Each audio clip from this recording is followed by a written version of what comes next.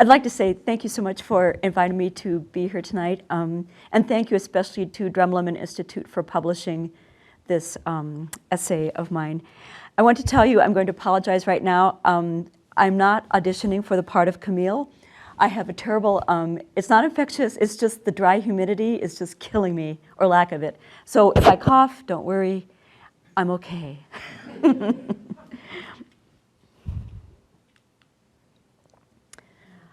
On a snowy Monday evening in late April 1903, a fierce fire raged through all 6 floors of the Montana Club in downtown Helena, Montana. Within 3 hours, the stone and brick structure, considered by a local newspaper to be, quote, the most magnificent building this side of Chicago devoted to club purposes, was a ruin with losses totaling $150,000. The Montana Club had incorporated in Helena in 1885 for literary, mutual improvement, and social purposes. Its initial membership of 130 was comprised of the territory's attorneys, bankers, mining, livestock, and timber magnates, politicians, transportation titans, wholesalers, and self-described capitalists, some of whose residences are seen above. This is Dearborn right here. That is the Sweat House, S-W-E-T-T, and the Flowery House, which was built in 1880, and actually is just right next door to where my house sits now. It was raised. And then the Tatum House up the block, and cows. The establishment of such a club in the sparsely populated Northern Rockies was due in part to the preeminence of Helena in national financial circles. An 1864 gold strike in Last Chance Gulch, Helena's town site, had yielded approximately $19 million in the following 4 years and attracted hundreds and hundreds of miners who found out to diggings in nearby gulches. By 1866, the territory was second only to California in the amount of gold mined. Within easy reach of mining camps and a nascent transportation network, Helena emerged as a regional financial and political center by the 1870s. 20 years later, in 1890, which is about when this photo was taken, deposits in the city's 4 national banks and savings bank exceeded those of Portland, Seattle, Spokane, Salt Lake City, and Tacoma. And I love this photograph because it shows you how urban Helena was, how dense it was before the earthquakes, before especially the fire of 1928, and then, of course, urban renewal. It was a very dense urban environment. In 1891, after meeting in members' offices and built business blocks for 6 years, club members launched a subscription drive to raise $75,000 to build a permanent clubhouse and purchased a lot from member and former Montana Territory Governor Samuel T. Hauser for $45,000. After some delays, the club took possession of the clubhouse on July 15, 1893. Designed by German immigrant John C. Paulson and his business partner, John Laval, an MIT graduate, the 1893 clubhouse competed, there's the clubhouse, with the Power Block for domination of the downtown Helena skyline. An essay in the Decorator and Furniture, published in New York City, praised the building's exterior and interior, saying, "It is furnished and decorated in a manner that betokens the substantial comforts and the aesthetic surroundings that a club man deserves. While the exterior presents the idea of solidity and grandeur, the interior conveys a lasting impression of magnificence and comfort." And although John Paulson remains a figure of mystery and scandal still in Montana's architectural history, Laval is no less intriguing. Born in Peru to an Uruguayan father and a Peruvian mother, he lived in Buenos Aires before coming to Montana, and the year after the clubhouse opened, he is credited as the architect of Central Falls School in Great Falls. With Paulson, he entered a competition to design the Lithgow Public Library in Augusta, Maine. And a history of regional New Hampshire architecture describes the Boston-based Laval as, quote, an extremely well-connected and much-in-demand country house designer in New England, who also designed the Massachusetts building at the Jamestown Exposition of 1907. So given his cosmopolitan background, it's quite possible that Laval was familiar with the peculiar and rigid spatial requirements and systems required of a private club. The new Montana Club buildings shared a common male domesticity in form and function with Boodles, Brooks, White's, and other gentlemen's clubs that clustered around London's St. James Street. The interior plan of the club manifested strict physical, hierarchical, and social separations between men and women, stranger and member, and staff and member.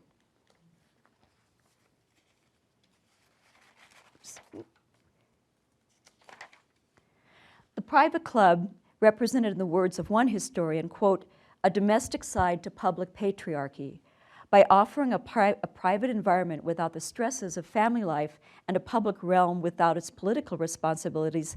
Occupying a clubhouse suggests both the comfort and the freedom of being at home, but in the public spaces of the city. The most exclusive club activities that we see in one of the London private clubs in the top left included drinking alcohol, gambling, and eating, and those took place in the members' rooms upstairs. So the one in the upper left is from about 1810, and it's a etching from Robert Cruikshank's kind of satire on the upper crust of London. In the lower right are members of the Montana Club, and you can see they're lounging in pretty much the same kind of attitude and everything that their other people are above. And I'd like to point out the black man up there, the service people throughout both English and, you'll see the Montana Club too, frequently did use, in that case, African-British, I guess, and African-Americans as their servers. London's first gentlemen's clubs had grown from informal coffeehouse gatherings of men assembled for leisurely conversation, gambling, and dining in the late 17th century. The first buildings were constructed expressly as clubs and resembled the townhouses they had originally been housed in. For example, this is White's Club, founded in 1693 and altered in the late 18th century, early 19th century, and then the facade that we see here remodeled in 1852. And like today's coffee shops and tap rooms, the private club comprised a variation of what urban sociologist Ray Oldenburg calls a third place. The first place is home, the second place is work, and the third place is something in between. And it's characterized by food and drink. It's usually within the walking distance of its customers or its members. It involves regulars who habitually congregate there. It's welcoming, and again, that word comfortable, and both new and old friends should be found there. The domestic activities associated with the servants in the running of the club, like the cooking, the cleaning, and storage, were subjugated to places of the least importance, like the attic or basement, and that is true as well for the Montana Club. Sleeping quarters in the attic and various other places in the building's rear, in the back of the building. And club rooms codified special relations between different club occupants. And this took place in spatial terms at specific times for specific activities. So for example, at the Montana Club in 1894, the Board of Governors minutes dictated that when ladies are present on reception nights, no drinks except lemonade or claret punch of any kind shall be mixed or served under any circumstances upon the second and third floors of the club, and the bar shall always be closed during the hours of the reception. Drinks may be served on the fourth and fifth floors during reception nights, and ladies may use the bowling alley only when with members on Saturdays from 10 a.m. to 10 p.m. So it's a very sexist type of pronouncement. And the divisions within the clubhouse, again, both the English ones and the Montana Club really reflect that. So like that of the late 18th century Brooks Club in London, the Montana Club's main hall was also 1.5 floors high, with an adjacent staircase you can see at the back, and a symmetrical arrangement of rooms off to both sides, granting them an equal status. The decorator and furnisher article noted, looking from the grandly proportioned hall, one sees a glance of the interiors of no less than 10 rooms. And I have to say, this is some of these are due to the glory of eBay. Somebody in Virginia last spring, I think it was, had all these photos of the interiors of the original club, which I was so excited. I didn't buy them, but I downloaded them and saved them.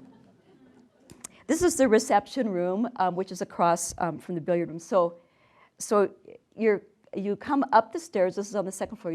You come up the stairs, and this is the grand hall here. And if you took a right, you go into this room. If you took a left, you would go into the billiard room that you could just see there. Above here was a music room in the open area, and then this is, you can just see a tiny bit of what's called the Turkish corner, which I'll talk about in just a second. But it's a very exotic, it's just a very exotic way of decorating, especially with these pierced types of lunettes here, and the textiles. A chair that is made out of what we always call shisham wood in my family, kind of Indian with inlaid mother of pearl. And this is their library, because of course that is a requisite of a private club. And as I mentioned, exoticism was a preeminent motif in late 19th century design, and the club's so-called Turkish corner or Turkish room or Oriental, they mash up everything. They have Japanese, Turkish, Oriental, and none of them really are what they're saying they are, but it's their idea of what is cosmopolitan. So you can see here with these kind of ersatz hieroglyphics, and a little kind of perhaps probably Chinese little table, a folding chair, and then all of these textiles. Because the Victorians, especially when they were working, when they were presenting the exotic aspect of design at that point, the more textiles you could have and the more layered they would be, the better. And so that, again, just proved that you were well-traveled and cosmopolitan because you knew how to lay rugs and carpets and everything atop one another. And then this is the mantle in the Turkish room with nice little tiles surround here. And again, some kind of what we would call sort of a, and I'm like a, I hate air quotes, but kind of like an idea of an Islamic type of niche in Islamic architecture. And the interior decorations were totally designed and executed by Mr. S.W. Rice of C.O. Rice and Company in St. Paul. And the arrival of the Northern Pacific Railway in Helena 10 years previous in 1883 provided territory residents and businesses with the means to quickly acquire au courant decoration nearly overnight. And that's one thing that really is a kind of a strand that you'll see through here. If you have the money and the desire, certainly by 1883 and afterwards with the arrival of the railroad, you could be as au courant as anybody. I often think it's sort of a fallacy that, you know, we're so behind the times. Well, if you have the money and we have the railroad, you can get it. I mean, almost overnight, faster than today. But the members were to enjoy their acclaimed clubhouse for only a short 10 years. The 1903 fire began on the building's top floor, and efforts to battle it were unsuccessful due to the fire's extreme heat and speed. Happily, the few club members in the building and Toy, the Chinese cook, who discovered the fire, were able to escape, with some carrying the club's early member and guest registers, which are still at the club today. And in addition, perhaps, the grandfather clock. This was kind of an exciting find that you'll see the grandfather clock in a minute, but Marvin and Stacy from Barnes Jewelry every year they regulate the clock for us. And they showed me this last spring, the last time they did it, they turned the case around, and yes, there are smudged fingerprints, like where soot would have been, and the way that they placed their hands, it's just like if you were running out of a burning building carrying a grandfather's clock. So it's quite possible, although it's not in these photographs, that clock was rescued from the fire. But reaction to the club's misfortune was swift, with its Wall Street lien holder immediately telegraphing, "Very sorry. May club rise phoenix-like. What is insurance?" And the secretary of Butte's Silverbow Club, 70 miles away, consoled, "Words cannot express our sorrow for the loss of your beautiful club home." While an investigation was underway, one club member hypothesized as to the fire's origin. The gentleman on the right here is Reverend Bovard from St. Paul's Methodist Church. And this club member, who apparently liked to gamble, said, "Perhaps the seed for the fire was sown by our friend Bovard, who found root in the shallow pate of some fanatic who thought he was especially called to rid the community of that hellhole of vice, so feelingly referred to by the Reverend Bovard." And he actually had editorials in the paper decrying the gambling that was going on. I'm sure the club had Methodist members, but maybe not gambling. So the morning after the fire, the club's president, E.C. Day, whose bachelor apartment at the clubhouse was a total loss, met with several other members at a nearby office block and decided to lease a vacant mansion on the west side owned by the widow of a former member. Unfortunately, insurance covered approximately $62,000, not even half of the $150,000 loss. Nonetheless, the club had already raised $32,000 in subscriptions and announced another $19,000 would be secured. A subsequent meeting noted that, and this is very important in the development of the new clubhouse, that the sentiment was to retain the good features of the old club, especially the general features of the main, which would be the second floor, and putting a bar in the basement. In the meantime, an investigation revealed that Harry Anderson, the 14-year-old son of the club's black bartender Julian Anderson, had set not only the fire that destroyed the clubhouse, but also an earlier one that had been discovered in its basement and quickly extinguished. He admitted to setting a third blaze that engulfed a private stable and had actually ridden to the site with the firefighters. Under the chief of police questioning, the teenager confessed, "All that I intended to do was to have the horses run. I thought that the firemen would be at the place before any damage was done." Anderson was sentenced to the state reform school until he reached adulthood.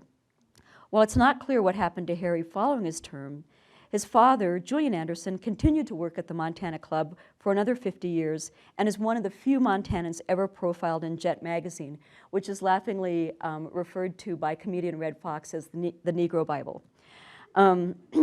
The August 20th, 1953 issue profiled Julian Anderson with the headline, "Bartender of 60 Years Feted by White Montana Club." The article noted that 90-year-old Julian Anderson was a guest of honor at a Board of Governors dinner and later feted at a reception by hundreds of club members. 1 week after the calamity, the Board of Governors assembled a 5-man building committee to negotiate with architects, with the cost limited to $80,000 and recommended renowned St. Paul and New York City architect Cass Gilbert as their choice. The committee's head, E.C. Day, who is seen in this caricature, might have been familiar with Gilbert's work from his late 1880s tenure in St. Paul when he was an editor for Westlaw Publishing. But another committee member, Uncle John S.M. Neal, had a long-standing friendship with Gilbert, which dated from their days at the St. Paul Prep School.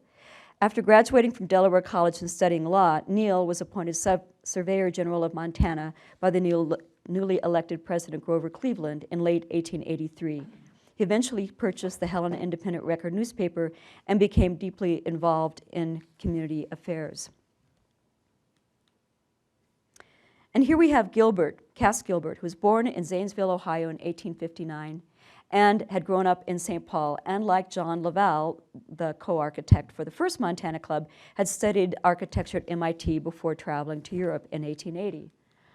Upon Gilbert's return from Europe, McKim, Mead & White of New York hired him to execute their Minnesota, Dakota, Montana Northern Pacific Railroad projects. And eager to begin his own practice, Gilbert left New York City and started his own firm in St. Paul. And by the summer of 1883, McKim, Mead & White had begun directing their Northern Pacific Railroad work between St. Paul and Helena to his fledgling office. So this is the original NP depot that is where the present one is. And some of you may know it's on Lindale. It was moved a few blocks away. It's painted, I think, right now, kind of a green, kind of mint green. And at one point after it was moved, it was a church, and there's a tower that sticks up still. It's now apartments, but you can still walk along like the ticket platform and everything, and it still has, if you go in the alley on this gable, it still has, you can see just a little bit of the yin-yang symbol of it. And among the designs Gilbert executed was the Albert J. Seligman House here in Helena for one of the club's founding members. He was also a legislator and was a member of a very important Jewish, international Jewish banking family. This is on the northeast corner of Madison and Stewart. I He also designed the Northern Pacific Railway Hospital in Missoula in 1895, which is now gone. And also, this is gone, the 1908 to 1912 Henrietta Brewer building at St. Peter's Hospital, which is the one here on the right. And this is 11th Avenue here. Shown here on the roof of his Minnesota State Capitol in 1901, Gilbert also had submitted entries in competitions for the Montana State Capitol in 1894 and 97, and had drawn up plans for a warehouse in Great Falls in 1901. Finally, he was familiar with the Montana Club, recalling in a letter, "I remember with much pleasure having enjoyed the hospitality of the club in years past." Eventually becoming one of the nation's most famous and prolific architects, Gilbert, who also designed the U.S. Supreme Court building and numerous university and state capitals, is perhaps best known as the father of the skyscraper for his design of the Gothic Woolworth building in Lower Manhattan. One of his biographers summarizes Gilbert's success and drive, quote, "He cultivated the right contacts, associated with up-to-date contractors and engineers, and hired competent designers. In many ways, Gilbert acted as a politician who skillfully satisfies a varied constituency." And this is the Union Club, which he urged Montana Club members to go visit with him. He had just completed it, was on East 55th and Street and 5th Avenue in Manhattan. But they wanted Gilbert just to come, like right then. And there was a flurry of telegrams that flew back and forth between Gilbert and John Neal, his boyhood friend. And finally, he capitulated to Neal's entreaties and said, "All right, I will come." So he came to Helena and met only 2 weeks after the fire, actually, and met with the building committee. And this is actually a really great photo. So here you can see the federal building up the street. It's under construction. You can see the steel frame. This is 6th Avenue here. There's Fuller. Right through there is what was the Unitarian Church. And this is the diamond block right here. And just out of view in some photos we'll see is the electric block with its mammoth smokestack.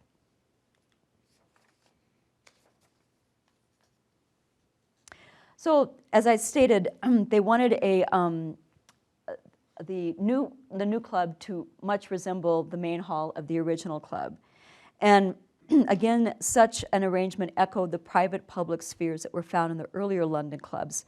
And you can easily see, again, if you're coming up the steps and you're kind of in this kind of public space here, but people can see you from here, they can see you up here. You can also kind of retreat to these little rooms up here for a private conversation. But again, people know of your whereabouts in the building and that you are there, but you're having private conversations, or if you want to go play pool and be convivial and everything, that can happen too.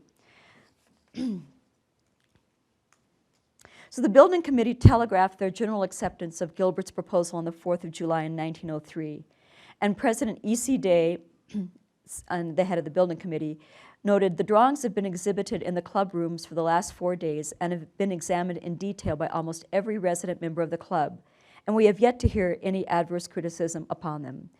The Board of Governors at its meeting last night unanimously approved the plans. The Rathskeller had met with very favorable comment, except that all are afraid of the ventilation of a basement room, and suggested that a fireplace from the second floor be included and a large open fireplace be arranged."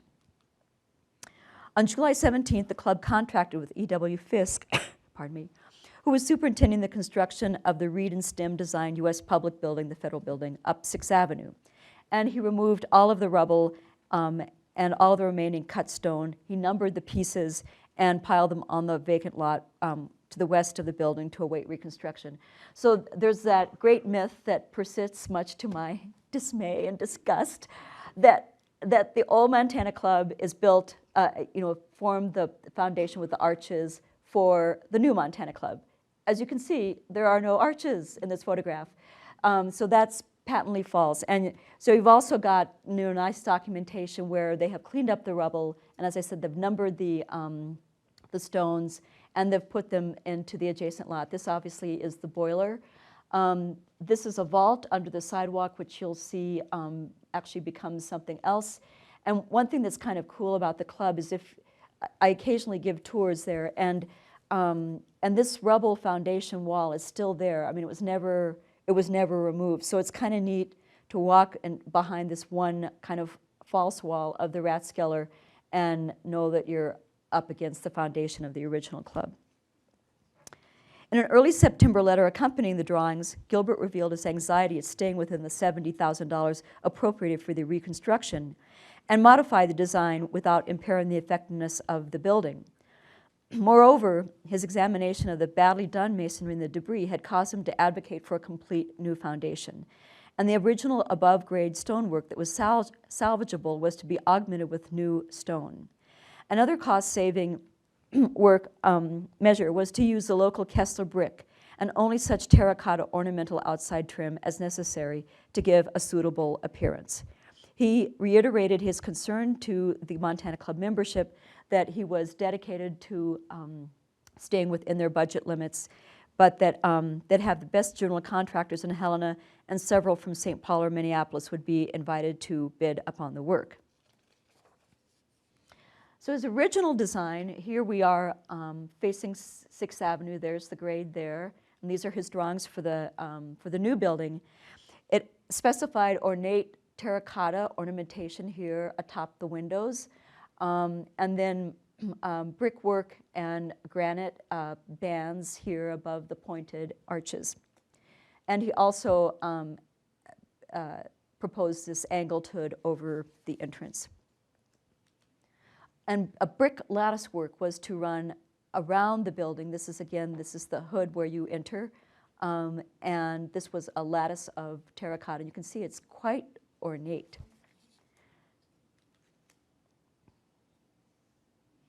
And the upper stories of the club, this would be the top floor with a little loggia kind of balcony area to look out.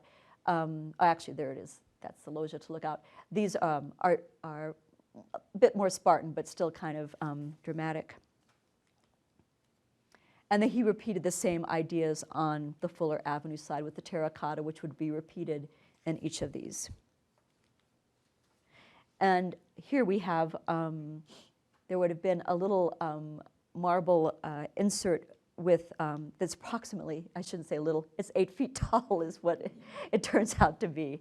And then, whoops, and then here again we had the terracotta lattice work. And just another view of how the fenestration, which is the window design, changes from top to top. But Gilbert was still upset about the disturbed condition of the building market, as he termed it, and the building's cost. And so this design with the M and the C, as you can see again, very ornate in the terracotta, was abandoned. He also made numerous changes on the inside, which I'll talk about here.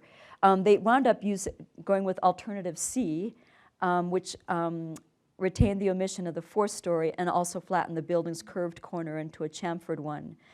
And he, some of the cost saving is seen here with the library, which is a little hard to read, so I'll just skip that part. But anyway, so the Montana Club Building Committee agreed with Gilbert's suggestion to proceed with an advertisement for general construction bids in September 1903 in John Neal's Helena Daily Independent newspaper and the Pioneer Press newspaper in St. Paul. And at the same time, the committee advised him that they were, quote, inclined to indulge in the hope that bids may be received at such figures as to permit the carrying out of the original design. The club was too reliant on the 26 bedrooms rental income for its future economic viability to commit to other alternatives. And in the end, bids from the Congress Construction Company of Chicago, the Butler Brothers of St. Paul, and Leeson Richards of Great Falls and Helena were opened and revealed to be nearly double the $80,000 budget. So with these discouraging results, the club invited Gilbert to return to Helena so they might modify the plans together. But instead of Gilbert returning, he sent George Carsley, who had been the lead person in his St. Paul office, which at the same time was working on the Minnesota State Capitol. And Carsley actually had lived in Helena in the 1890s, before the Panic of 1893, which decimated Helena, well, the whole region's economy, actually. They lived, their house is still there. His father was a draftsman for one of the kind of speculative companies here, building companies. And when they left Helena, they returned to Minnesota, and he attended the University of Minnesota, obtained an architecture degree, and went to work for Gilbert. And they had a professional association which lasted their entire lives. And although Carsley was Gilbert's junior by some years, when Carsley died in 1933, Gilbert was an honorary pallbearer, and that was only 1 year before his own death. And they also worked together on the Placer Hotel. Carsley's been in the news a little bit lately because he was the designer for the United Daughters of the Confederacy fountain that had some controversy, but his father was a Union veteran, so you kind of wonder. So working together, the committee and Carsley identified 19 cost-saving items, which included using native stock in place of Washington fir, the omission of the terracotta ornamentation, no marble in the toilet rooms, and the resubmitted bids came in, but the lowest of these was $100,000, so they're getting closer, but still $20,000 short. So in early January 1904, the board authorized that the building cost could not exceed more than $105,000, as this is a building that they wanted. But there was no provision for furniture or decoration in the building. So nearly a year after the fire, the board reviewed the bids and ultimately awarded the contract to the Congress Construction Company, who had been the only bidder in the first round. The subcontractor bids were awarded to Butte Electric for the wiring, John Sturrock of Helena for plumbing and heating, and Otis Company, of course, for the elevator.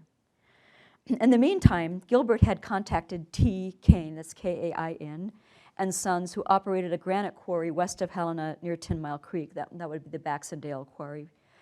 The company promised, we will furnish new cut granite for the first story of the new club building and the privilege of using all old cut stone now in sight. That would have been the ones retrieved from the burned building, according to the plans. And this bottom elevation, or elevation of the lower stories, shows what is now a chamfered corner that is just chopped off rather than the rounded one, which would have cost more money.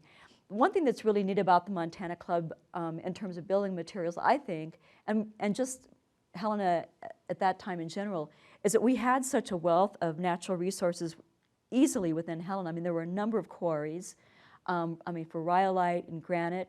The brick for this building, both the first one and this one, were done by the Kessler Brick. When this building is being built, it's Archie Bray Sr. and the Western Clay Manufacturing Company from the clay that they mine in Blossburg, which comes down on a spur from the Northern Pacific, and then of course all the timber native to Montana. So you had brick, you had stone, and you had timber, all within a very close area to here, which I think is really exciting. But I'm a nerd, so. So the pointed arch and rectilinears windows with the terracotta forming the sills and shields that you can see up here. This presentation drawing from excuse me, Gilbert's office shows the final changes to the exterior's design. A description of the building approved by Carsley described this design and materials. Quote, "The building will have an exterior appearance something of the North Italian or Sienese style of architecture, with the broad projecting cornice supported on timber brackets, together with a plaster frieze, the loggia, which is the little kind of balcony thing there, and the pointed arches being characteristic of the architecture of Siena. The brick courses will alternate with granite above the impost line, that's the impost line there, and you can see the alternating bands. And the ornamental brick around the window openings will be somewhat lighter in character, or in color, giving interest to the otherwise simple character of the work. As he had done with the Minnesota State Capitol, Gilbert intended for the Montana Club's exterior to change as the weather and light changed. Quote, "The color appearance of the building has been given quite serious study by the architect," speaking of himself in the third person, "and the combination of different materials has been made with that object in view. It is expected in the clear, bright, sunny atmosphere of Montana, there will be a continued varying effect of color and a pleasing display of light and shade, the cool, deep shadows being lit up and warmed by reflected light. This will be particularly noticeable in the stained effect of the timber cornice on the plaster frieze and under the hood of the main entrance, which of course is there. As this option was developed, the building's revised design recalled two of Gilbert's Twin Cities projects. And the one here on the right, you can see again the Chamford corner, was from the 1892 Gotzian Shoe Company, which was a important regional manufacturing company. This building is extant today in Lower Town, St. Paul, and I think, if I remember right, I think it's artists' lofts, which most of Lower Town is. And he also does a favorite Gilbert device with dividing the bands. Here we have a band here, there was a band there, and just kind of the rhythm of the same buildings is similar, but especially this Chamford corner is the principal trait that they share. Meanwhile, the recessed Gothic arches and fenestration of the Minneapolis Realty Company warehouse Gilbert remodeled in 1902-1906 are very similar to the multi-story ones that we see here at the Montana Club. This is another extant building, I'm happy to say, in the warehouse district in downtown Minneapolis. And it was the home, when I was living there for, gosh, at least 20 years, it was a home for June Lune, which was this very innovative avant-garde theater company that was founded by a French immigrant. The location and configuration of the clubhouse entrance remained pretty much the same as before. And unlike the original club, which I mentioned before, had an all-granite foundation and first story, the new clubhouse alternated. This is a very good indication here of the Kessler or Bray brick alternating with the bands. Wonderful carving here on, oh, there's a better view, on the arch, and then the peaked hood roof, which was supported by the carved wood brackets and was roofed with pinkish gray Ludovici tiles. And the club's entryway was the carved courtesan oak wainscoting with a plaster wall and encaustic tile floor, which anticipates, kind of gives you a preview of what is happening inside. So this, as you can see, is the drawing for the entryway that we see here. Okay, and here's the other thing that's interesting thing about the club. So originally, as you can see from the blueprint here, there was supposed to be kind of a meandering kind of Greek key design with encaustic tile laid with little smaller pieces of encaustic tile. And at some point that idea was changed. And what was used instead was the left-facing swastika, which is a Sanskrit device meaning conducive to well-being. Many of you probably know this particular design motif is very popular. It's used by almost every culture. I mean, everybody from Navajo rug weavers to Asia, to China, to India. I mean, everywhere. It's a very persistent and because of that, I think a very interesting symbol.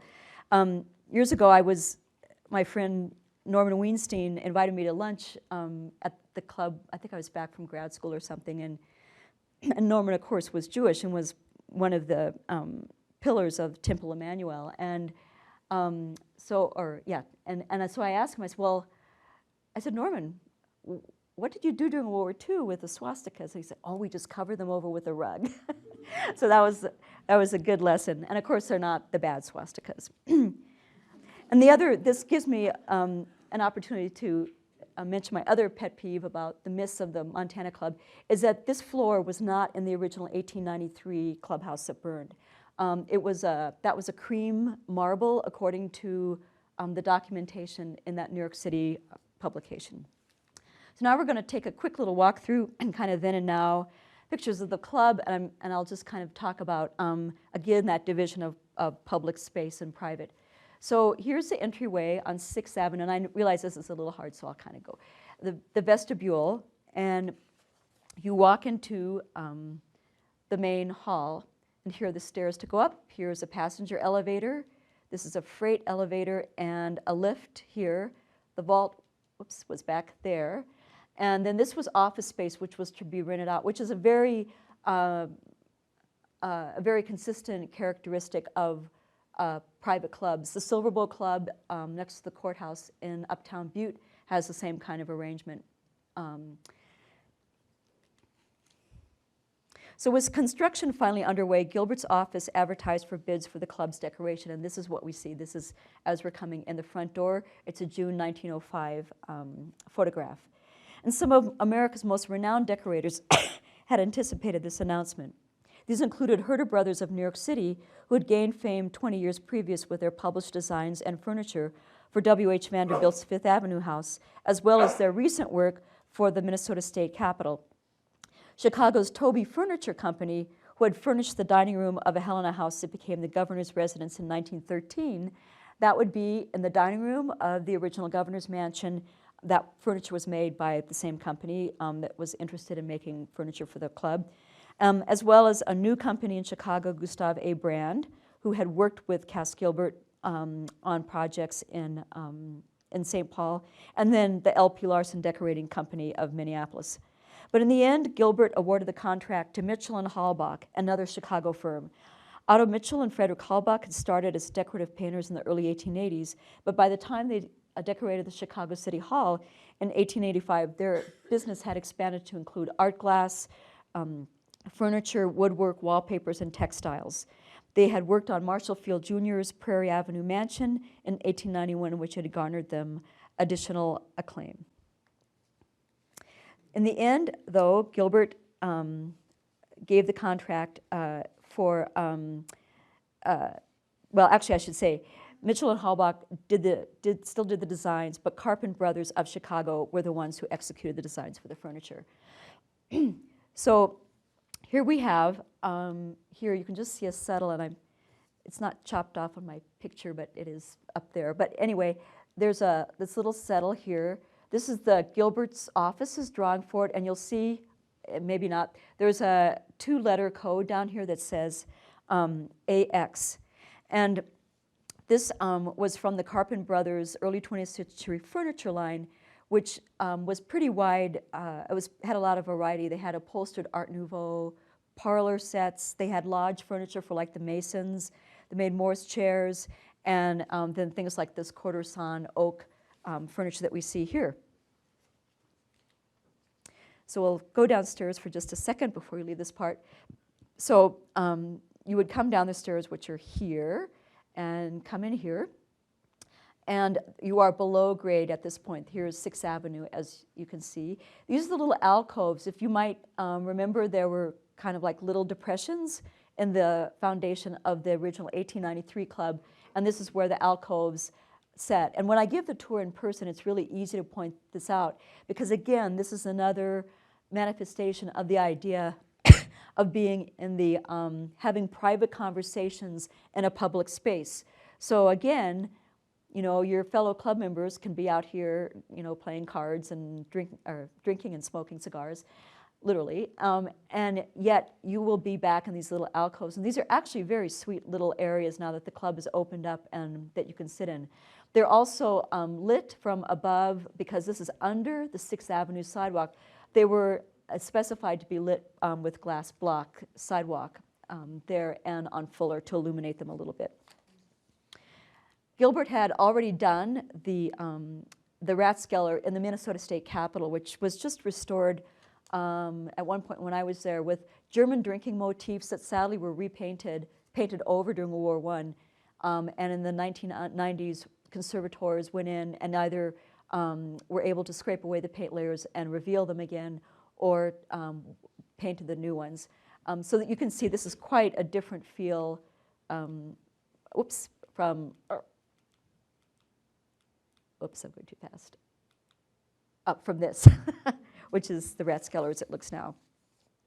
So it has a very cozy, almost kind of mysterious ambiance, I think. And note the spittoons, the lights that were designed specifically for it, this wonderful fireplace, non-functioning, that was made out of brick from the Bray Western Clay Manufacturing Company. And I always joke when I give the tours that for several reasons, or at least two I can think of, the next time the big 1935 earthquakes hit, I'd like to be in this basement because these are steel beams covered over with fur. And then, of course, over this way, you have the bar. So one note, too, that's important is that this and another room that I'll show you in a minute, these are the two rooms in the entire club that retain the most original aspects of their decoration.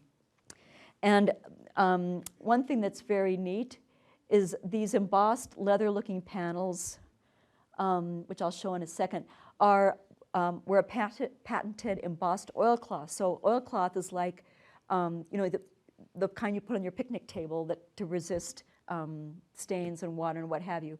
So these, even though they really look like leather, it was a brand new product. And again, to me, this illustrates, you know, Gilbert's idea of being at the forefront of technology and working with the best people. This was another find that was kind of cool that I'll explain to you here. So this is in one of the little inset alcoves. This is the leather roll, fake leather. This is just a railing for a light fixture that was put in. You can see the conduit there.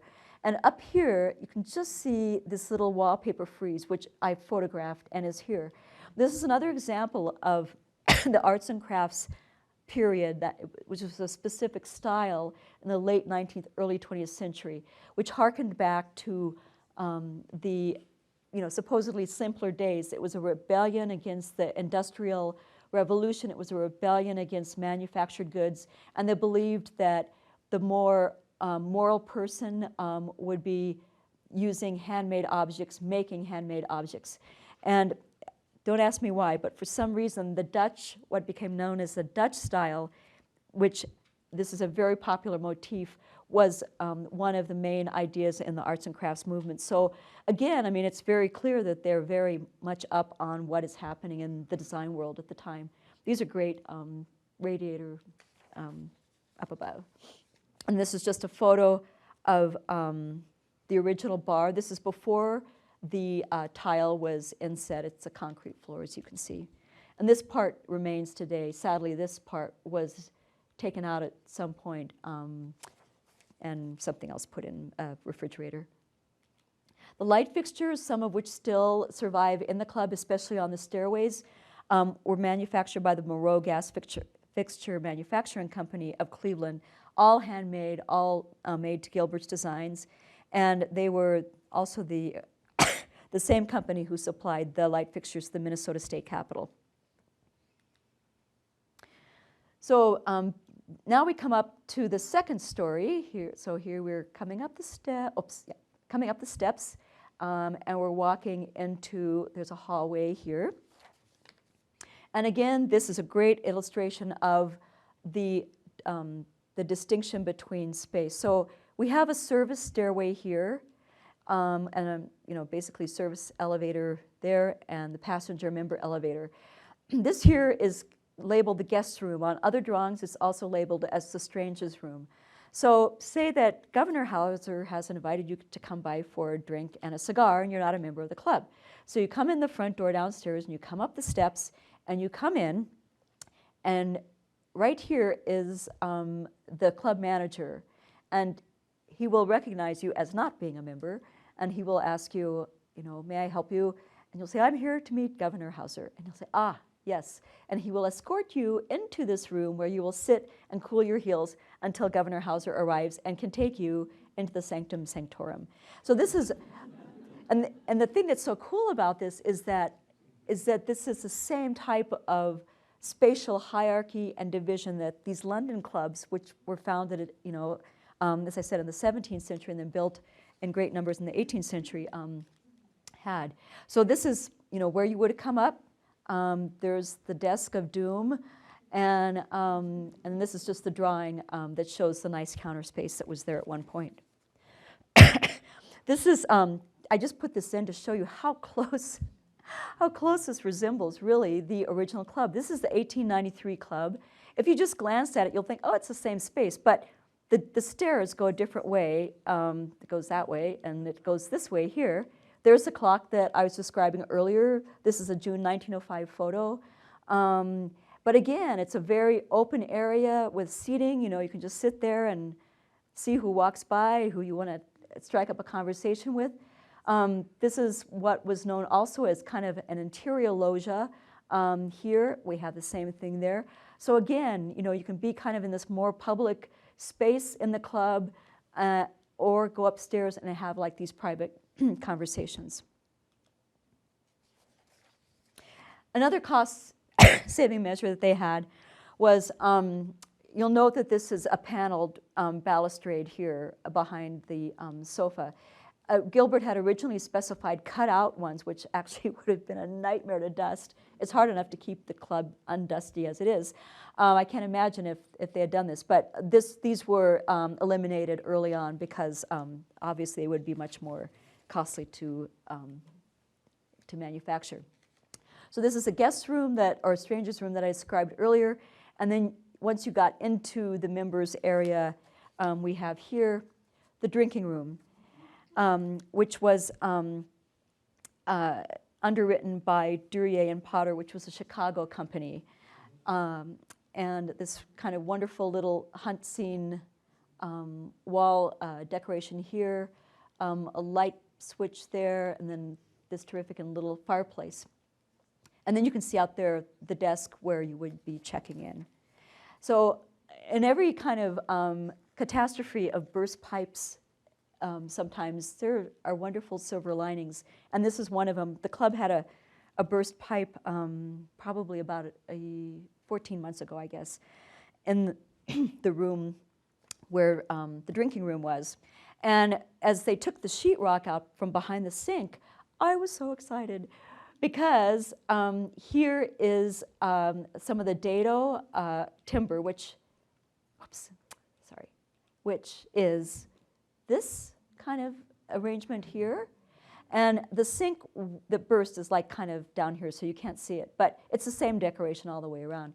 So I was super excited because this is a little triangular piece of leather, and there's a little hexagonal tack there which secured it to the plaster wall. And then this kind of wonderful silver color, which probably aged over time with the heat of the pipes, I'm imagining, and a little bit of the original paint color up above. So it like made my day, although it was a big insurance bill. So then we come out of the drinking room here, and you go back into the hall, and you have the other reason for the club. The club's main activities are on these upper stories. So you would come into the billiard room with the 2 billiard tables there. All of the pilasters, which are these columns, and the capitals, which are these at the top of the pilasters or the columns, were supposed to be originally of the Ionic order, which is, as you can see, is a little bit curlicue, and they were supposed to be done in plaster. But unfortunately, again, another cost-saving decreed that they were the more simple Doric order, and that it would be wood instead of plaster molding here. So this is the billiard room, and it's just off the main hall there, and you can see up in one of the conversation rooms this wonderful skylight, and then the 2 billiard tables, and then a third one, which I can't remember what kind they are.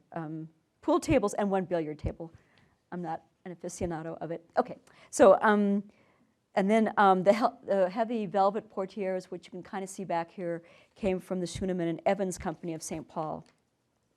The wall treatment in here was burlap, and actually this is where the members' lounge is now. And if you look at the upper part of the windows, these leaded glass rondelles are still in place. And then you would walk across the hall from the billiard room into the library. This drawing still shows that a curved corner. It would have been sawn off like that. And it also served as a reception room, and here's a photograph of that. So the billiard hall's on the other side of this wall across the hall. These are more conversation areas up here, built-in bookcases, and then these incredibly heavy oak tables. Very simple ornamentation, but very classic, and very comfortable, as you can see. And the library's south orientation and large 1.5-story windows, this is 1.5 stories here, provided a lot of light. It had a southern exposure, and it also anticipates Gilbert's later designs for the Detroit Public Library, where of course you want big windows so people can read easily, and also the Central Library in St. Louis. This room measured approximately 30 by 40 feet with an arched ceiling that was tinted canary yellow, and here you can see the upper windows. And this is one of the capitals that you can see that shows the idea of classicism. They had book plates in their books out of the Ex Libris, Montana Club, and Oro y Plata with the new clubhouse. So as I noted previously, there are specific similarities between the Minnesota State Capitol, completed in St. Paul in 1905, the same year the new Montana clubs completed, and Gilbert's designs for the club. And in looking at the drawings for both projects, which happily survive, there are some similarities. So the Gilbert office, as I mentioned, they always used a 2-letter code. And this is the one from the Montana Club plans that was manufactured by the Carpenter Brothers of Chicago. But here is a very similar table in the Senate retiring room of the Minnesota State Capitol, very similar design that was manufactured by Herder Brothers, and in mahogany, not it. So here is the version of the Montana Club with the volute, the C-scroll here, little legs, and the same armchairs that we have here, which is called the Design AL in Gilbert's practice, is also, here it is for the Montana Club, was also used in the Minnesota State Capitol's governor's reception room. So there's a lot of interplay between the two. The other major rooms at the club included the card room on the 3rd floor that had a burlap wainscoting and striped green wallpaper. The room's mantel and hearth was specified to be of Vermont white marble that was strongly veined in black. And then the 5th floor, like the others, this is actually not the 5th floor, had member, non-member, and service areas, and it included, I'm sorry, it actually is. It included the serving pantry, the kitchen, and smaller service areas. So again, the parts of the club where the service people are either working and or living are at the back, the less desirable part of the building, and there's even like a little apartment that exists today on the top floor of the Montana Club, which is basically in the attic. So you would come up the stairs to this last level, the ladies' retiring room here, and then this lovely oval dining room, an open light shaft, which I'm still not sure if that was actually ever executed, but Gilbert was very clear that the club members who had rooms on the 2 floors below this floor, that even if they faced into the club, that they have some kind of natural light. And this is President E.C. Day's bachelor bedroom. And he was such a driving force, and I started looking at this closely. I mean, because he was, after all, the president and the head of the building committee. But what's very exciting to me is this portrait that's on his barrister bookcases. This is a portrait of William Morris, who basically is the founder of the British arts and crafts movement. So it shows he knew who William Morris was, and that I really think that he, with Gilbert, were really driving those very strong arts and crafts impulses. It's a very masculine environment with this very rectilinear furniture, although he's got this curvilinear bed. We won't go there. And then going 1 floor above, here is the ladies' retiring room, which is the only specifically specified female use room in the building. It's now the ladies' restroom on the 6th floor. It's been kind of messed up. But another finding that I was excited to make in the last 2 years was the cheval, this mirror part of this cheval glass is in another part of the building, and I keep hoping that at some point the club could put it back up in its original place. The private oval dining room, which is right next door to the ladies' retiring room, provided a very intimate venue for engagement parties. It had a 6-foot dining table that could be expanded to 14 feet with the insertion of leaves, and the chairs were mahogany finished with Spanish leather seats. And this is a photograph that Jean Bacchus gave me probably in about 2005. She thought it was Joan Holter's parents, that would be Joan Tracy Holter's parents' engagement party, but I've not ever been able to verify that. But nonetheless, I'd like to be at that party. And I'd also like to be at this one, which is the family of Jack Cooney of Harleton and Jane Buchanan. This is their wedding party. These are the grandparents of Sue McNamara Chisholm, who you may know. So the other thing that I was very excited about this photograph when she posted it on Facebook, yay, social media, is that there's no wallpaper there, because I'd always wondered when the wallpaper that is there now was installed. And so we know it's not 1942, it's after that sometime. This dining room also shows Gilbert's terrific grasp of all types of design and decorating ideas. Wonderful neoclassical colonial revival details shown here. It's just a really extraordinary, beautifully proportioned room with the loggia that you can walk out on and survey downtown Helena. This is the banquet hall, which is just adjacent to the oval dining room. This was one of the rooms that the club members were very adamant that they needed, because in the original clubhouse they didn't have sufficient room because their membership had grown so much. At one point it was like 300 men, that they needed a big room to have their banquets in. And so this is what Gilbert came up with. They could fit up, I think, to like 120 in there, all crammed at long tables. This is the other room besides the Rathskeller in the clubhouse that retains most of its original light fixtures. Sadly, at some point, somebody painted over the Japanese gold paper here, which you can see, that's kind of speckles on the negative, but you can see here in the cove part of the ceiling how great it was. Jacobean fireplace there. And then again, some of the men sitting, this is the south corner. This is the little door out to the loggia. And this dour-looking man was the father of the poor millionaire woman daughter who just died, like 2 or 3 years ago, Huguette. It's W.A. Clark, kind of standing, glowering back there in the corner. Just another drawing and detail of the Jacobean fireplace. Probably the crown and glory, though, in terms of what's still in that room, are the 25 stained glass windows. And it's likely the largest assemblage that I can think of, I can't think of any others, of non-ecclesiastical stained glass in Montana. And the designs were done to picture the progress of civilization in Montana. And this is written by people who believed in manifest destiny and Frederick Jackson Turner, so you kind of got it. It's not politically correct.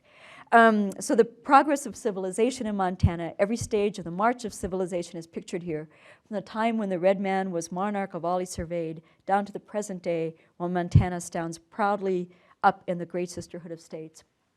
And they're really quite wonderful. These cartoons survive just actually right below us in the museum collections department here. And so this is a miner pushing an ore cart. A lot of this glass is no longer made. I mean, this is 1905. It was extraordinary art glass when it was done. And I just love, sometime when you're up there, just take a look at the glass closely, because you can see how carefully the glass artists have chosen specific glass, not only in terms of color, but also in terms of their texture to go. A sheep herder here, a farmer plowman, a timberman. We have railroad expansion, which I really think is Prickly Pear Canyon it looks like to me. And then also the homes of a teepee, Northern Plains teepee here, log cabin of a settler. And then the MC logo for Montana Club, and then the kind of a derivation of our state seal. And this is a good example. I mean, this is like wonderful rippled water, you know, on a mountain lake. It's just really, really terrific. So although the Montana Club reopened in late June 1905, with its total cost eventually being up to $125,000, there was still work that took place in the club over the years.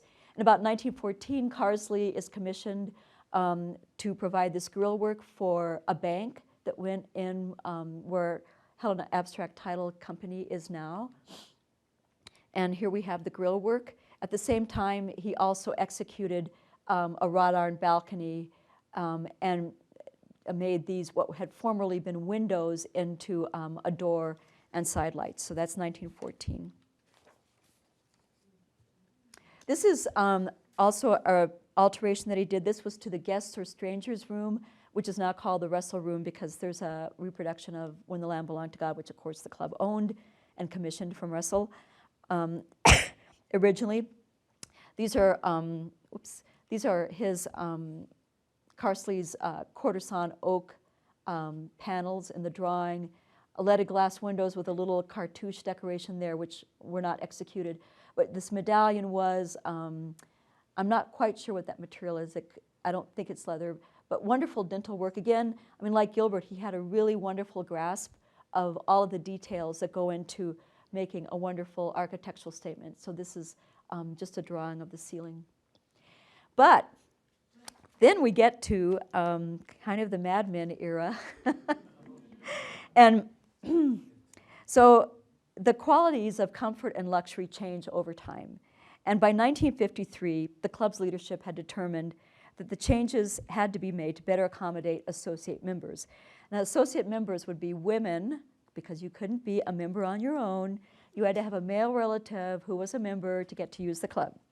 And the other reason, as stated in the brochure to raise money for this, was that the automobile and the ease of travel enabled male members to go further abroad for recreation. It was a very strange sentence. So I won't go any further, but that's what it said. And at the same time, they also invoked Cass Gilbert as an architect who not only pleased his patrons, but prepared them for the future. So this is what the future was going to be. This is the fireplace from what was the library.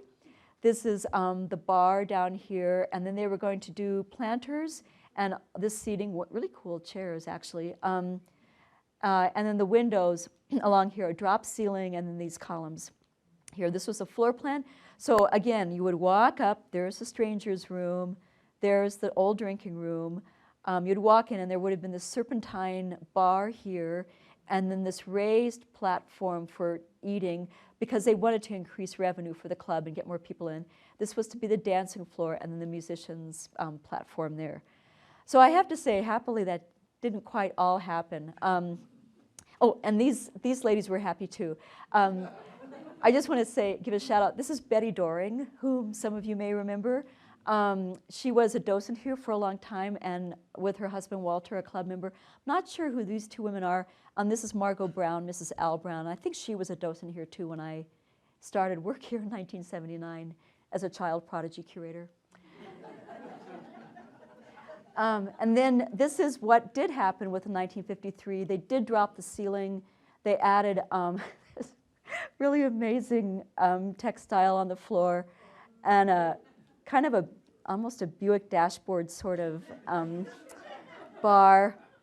And then the real When the Lamb Belonged to God, that is the real painting above all of these bar bottles with people smoking cigarettes like crazy in there. I believe this could be Ray Howard. I'm not sure. I need to ask his wife. But his mother, at any rate, Maxine Howard, was a longtime, much beloved server. She has one of the chairs in the dining room dedicated to her by club members, and this must be the general manager. And you can see, look at all the cigars back there. It's just amazing. And they did get a dance floor. This is what happened to the hall. So as you walked in before, the billiards were there and the library was there. And this is what happened here. This was like a little bar, and there was a piano tucked back there. You can just see the microphone. So we'll just say, whoops, so how things look now. Again, this is a very masculine appearance in the original 1905. This is how it looks today. You can see the chandelier. Pardon me. I'm not quite sure when that was put in, probably the 50s. And this kind of feminized the clubhouse. The Rathskeller, as you can see, there it is with the Kessler brick fireplace, a detail of the leather roll, wall covering, and the brick. These banquettes and some of the furniture migrated from those original photos that you saw of the bar with the Butte thing. And then this is the Rathskeller as it looks today with some additional lighting. And as you can see, like I said, sadly, this part of the bar was removed. And this is the 1905 view of the main hall. This is as it looked a couple days ago. The club, of course, had to sell when the land belonged to God. I think it was, Kirby, when was it? 1977. Oh, thank you, 1977. To raise money for seismic code upgrades. This is safety glass up here because, of course, if a fire were to happen, it would be going everywhere. This would just, the 6 floors, which are open, would just be this huge chimney, like what happened to the Denver block, those of you who remember that horrible fire. And then this is the same view. Here's the billiard room. They did manage to drop the ceiling, at least for the bar. I'm pretty sure this does date from 1953 because the HVAC deflectors here look pretty much like that. And I should say too, this bar here was put in 1992. It's not an old bar. And then this is the same view. Here's the library in 1905, and here is the members' dining room as it looked a couple days ago. The drinking room, alas, went away, and it is now the second floor kitchen. This is the governor's or president's room, and here it is today. The balustrades were put in for some kind of don't let your kids fall off out of the president's room. The garden room, here it is as a conversation area in 1905, and here it is today, with wonderful needlepoint seats and backs that were done by Maggie Davis, who was a longtime Helena resident and now lives in Billings with her husband Bruce Ennis. It was a centennial project, and Ken Dunham, who was the president of the club in 1985 and is obviously a man, actually needlepointed some of them. So I thought that was kind of fun. This is the law firm of Luxon and Murfitt. This is the card room fireplace, and there are the fireplaces today. And then, as you can see, really things have not changed that much in this, except, as I said, the Japanese gold is missing. So just in closing, I will say that with the opening of the new clubhouse in June 1905, John Neal, Gilbert's lifelong friend, headlined the accomplishment, a dream in architecture, the handsomest building in Montana, a magnificent structure complete in every detail of furnishing and equipment from Rathskeller to sky floor. At the club's first smoker in their new building on New Year's Eve 1905, Major Martin McGinnis, its resident poet and a Gettysburg war hero, or Gettysburg battle hero, commemorated the event with his poem. So now tonight we dedicate our new palatial home and hope that, blessed by happy fate, we never more need roam. Daddy Day will make some speeches, the Major make some rhymes, and Corey make some sketches, lest we forget old times. And we'll sing farewell to the old year and hail his lusty cub. May this be done for 1,000 years in the old Montana Club. His cozy sentiments aside, the opening of the new Montana Club was its designed by the nation's most famed architect, and construction and furnishing executed by Chicago and Twin Cities firms reconfirmed Helena's stature at the dawn of a new century as a cosmopolitan center and the state's political and economic hub. The Montana Club had indeed proved to be a phoenix. Thank you very much.